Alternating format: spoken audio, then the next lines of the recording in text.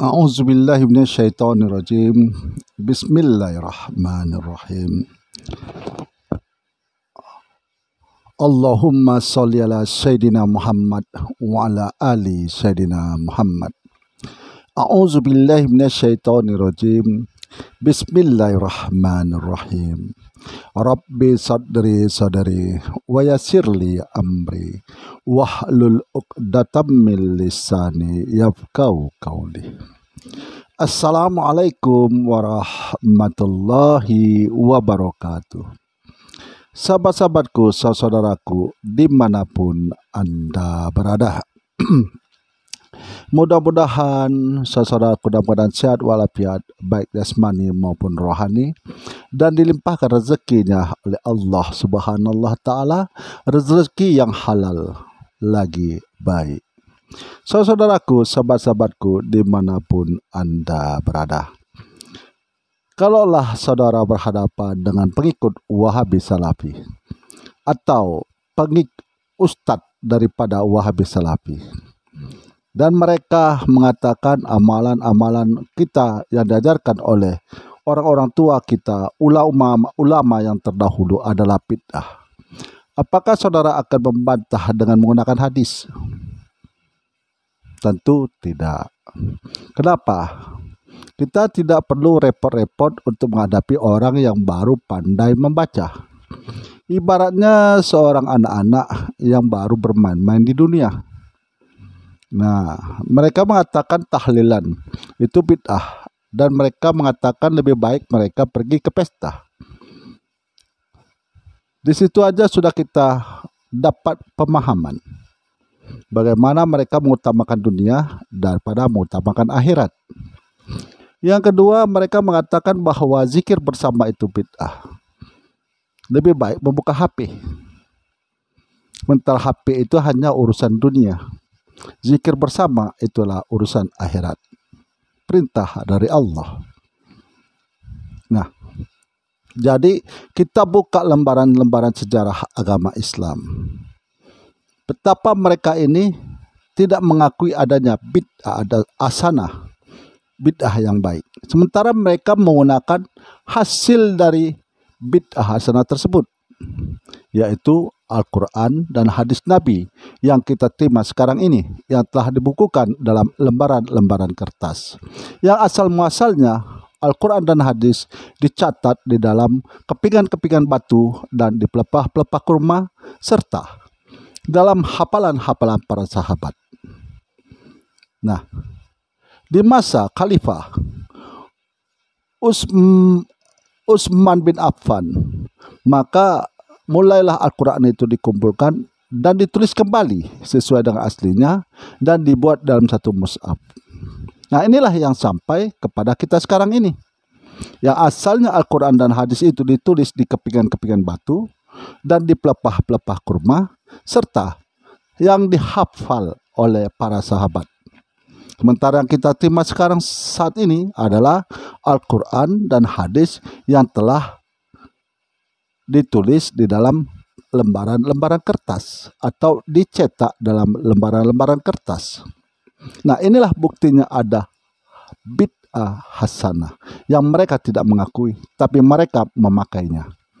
Jadi apabila mereka, sementara hadis dikumpulkan di zaman Khalifah Umar bin Abdul Aziz.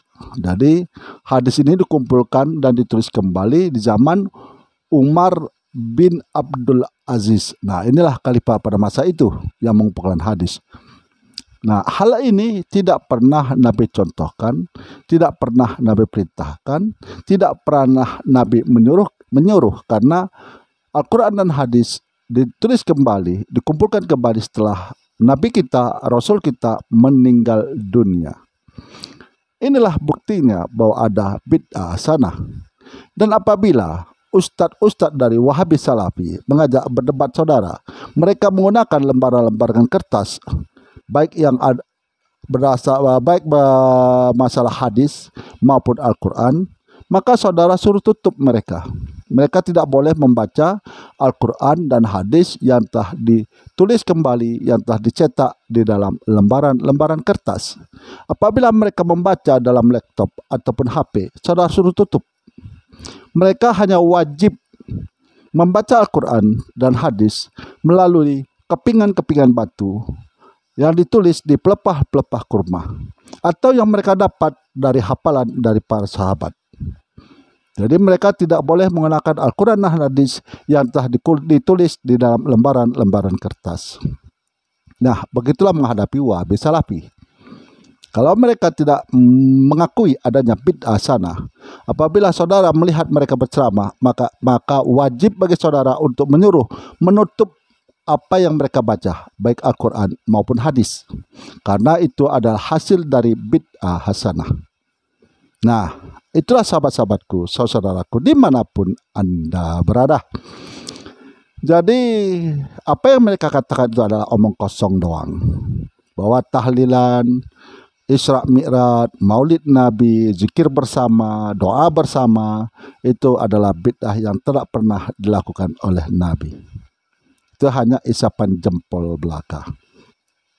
Nah, saya pernah bertanya pada seorang teman, buah apakah di dunia ini yang menunjukkan isi daripada buah tersebut?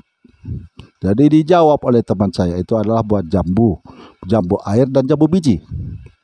Jadi saya katakan, yang saudara lihat itu adalah kulit dari buah tersebut. Tapi kulit itu bisa dimakan. Ada kulit buah yang tidak bisa dimakan. Isi daripada buah tersebut akan tetap ditutup oleh kulit. Nah, apalagi rasanya. Karena rasa itu akan kita nikmati setelah kita memakannya. Nah, isi daripada buah-buahan tersebut tetap akan tersembunyi. Seperti itulah Al-Quran dan hadis. Ada yang tertulis, ada yang tak tertulis. Yang tak tertulis inilah yang susah untuk kita pahami. Karena hanya hidayah Allah lah yang diberikan kepada seseorang untuk dapat memahami kandungan Al-Quran dan hadis. Boleh saudara komentar di kolom komentar saya, apakah yang saya katakan ini benar atau yang saya katakan ini salah. Karena buah-buahan itu akan tetap ditutup dengan kulitnya supaya isinya jangan nampak. Apalagi rasanya, rasa dari buah-buahan tersebut. Nah, Wahabi Salafi mencoba-coba membedakan kaum sufi, tarekat dan yang tasawuf. Jadi tarekat dan tasawuf mereka mengatakan bid'ah.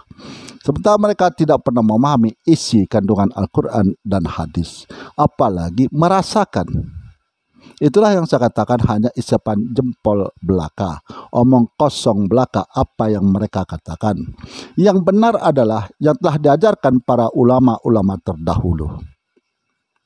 Semoga video saya ini selalu menjadi motivasi dan pendorong semangat bagi saudaraku untuk selalu meningkatkan iman dan hakul yakin kepada Allah.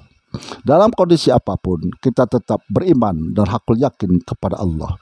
Keimanan kita tidak mudah digoyahkan, baik dari manusia maupun dari setan laknatullah.